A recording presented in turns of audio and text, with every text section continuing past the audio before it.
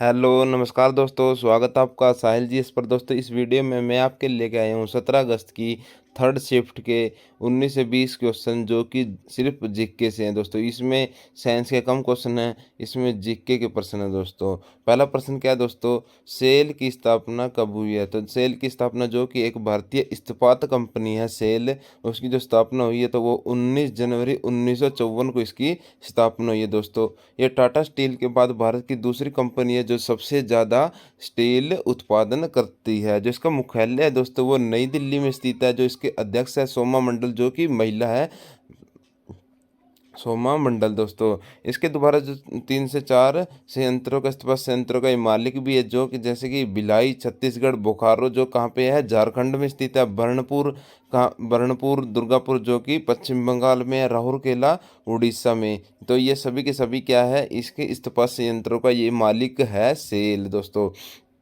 ये प्रश्न भी पेपर में पूछा जा सकता है कि भिलाई इस्पात संयंत्र कहाँ पे है, बोकारो कहाँ पे है, तो ये भी प्रश्न पूछा जा सकता है। प्रश्न नंबर 2 की जो प्रत्यक्ष कर से कोई प्रश्न पूछा गया था, तो मैंने इसमें प्रत्यक्ष कर के बारे में, जो प्रत्यक्ष कर होते हैं जो कि सीधे डायरेक्ट लगाए जाते हैं, जैसे कि निगम कर, उपहार कर, व्यय कर, संपत्ति कर, पूंजी लाभ कर, लाभांश कर, ब्याज कर, भू राजस्व, रोजगार पर कर, पथ कर, रास्ते पर।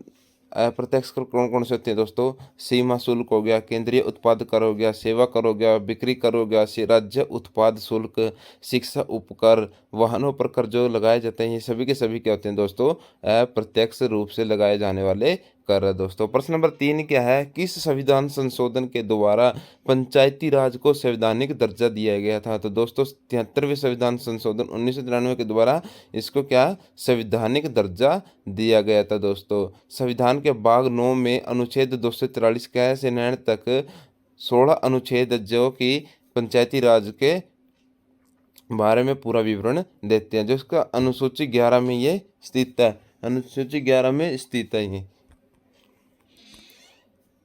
बलवंत जो इसके सुधार के लिए कुछ समितियां गठित की गई है दोस्तों, जो जैसे कि बलवंत राय मेहता समिति कब गठित की गई थी? तो 1957 में बलवंत राय मेहता समिति गठित की गई थी। अशोक मेहता समिति कब गठित की गई थी? तो 1977 में गठित की गई अशोक मेहता समिति। फिर अगली जो समिति है वह पीवी के राय समिति, जो कि 1985 में गठित की गई थी। एल एम सिंघवी समिति 1986 में गठित की गई है, एल एम सिंघवी समिति। दोस्तों प्रश्न नंबर अगला क्या, 4 नंबर प्रश्न, आरबीआई ने मार्च 2022 में किस बैंक पर नए अकाउंट खोलने पर प्रतिबंध लगाया है? तो ये पेटीएम पेमेंट्स बैंक पर क्या है, नए अकाउंट खोलने के लिए प्रतिबंध लगाया गया आरबीआई बैंक के द्वारा। आरबीआई बैंक के बारे में कुछ जान लेते हैं। जो इसकी स्थापना है 1 अप्रैल 1935 की इसकी स्थापना हुई है। जिसका मुख्यालय है वो कहाँ पे, मुंबई में इसका मुख्यालय है आरबीआई का।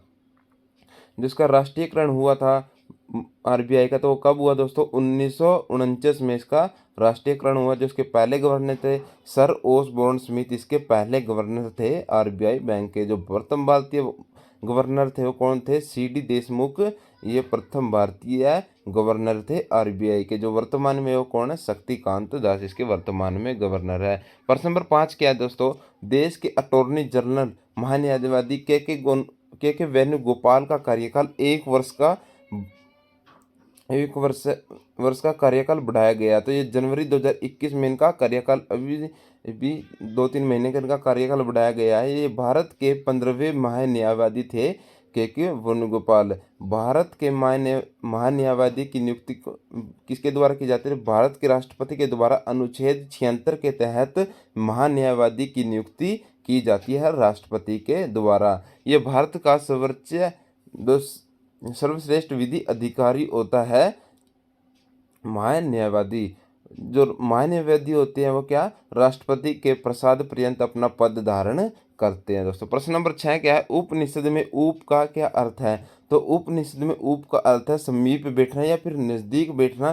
क्या है, उपनिषद में ऊप का अर्थ है। उपनिषद जो इनकी संख्या दोस्तों 18, वो कितनी है, 108 है। जो पुराणों की संख्या 18 है। दोस्तों प्रश्न नंबर 7 क्या है, दुर्लभ रोग दिवस कब बनाया जाता है? तो दुर्लभ रोग दिवस बनाया जाता है दोस्तों 28 फरवरी को, जो कि फरवरी के अंतिम दिन को बनाया जाता है दुर्लभ रोग दिवस। जो इसकी इस बार थीम थी वो क्या थी, शेयर द कलर, अपना रंग साझा करे।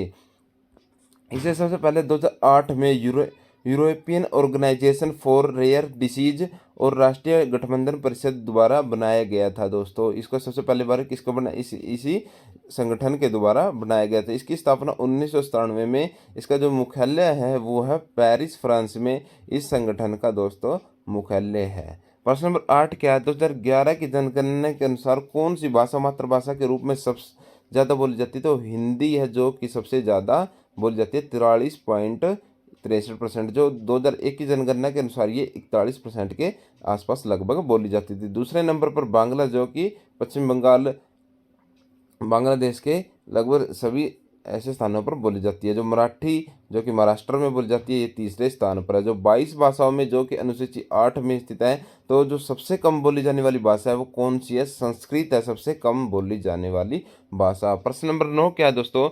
मानसून से पहले होने वाली वर्षा जो केरल और कर्नाटक के तटीय क्षेत्रों में सामान्य घटनाएं हैं, उन्हें डैश के रूप में जाना जाता है। तो उन्हें क्या कहा जाता है? तो उन्हें आमर वर्षा कहा जाता है।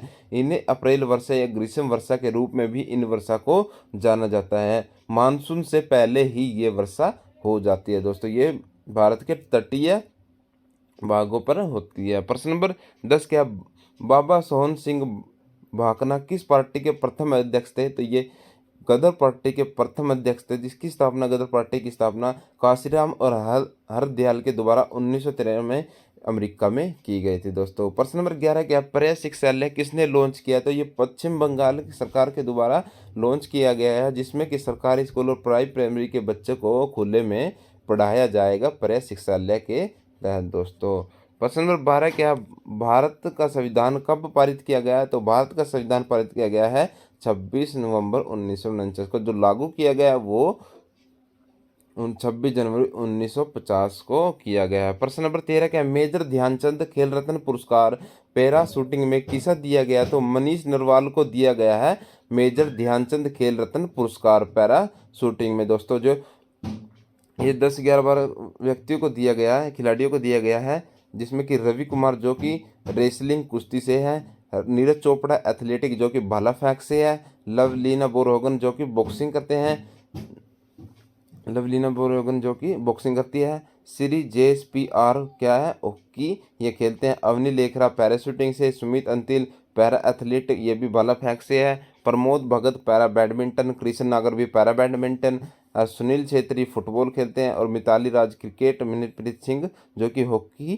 क्रिकेट के कप्तान भी है ये हॉकी। इन्हें सभी को क्या मिला है दोस्तों?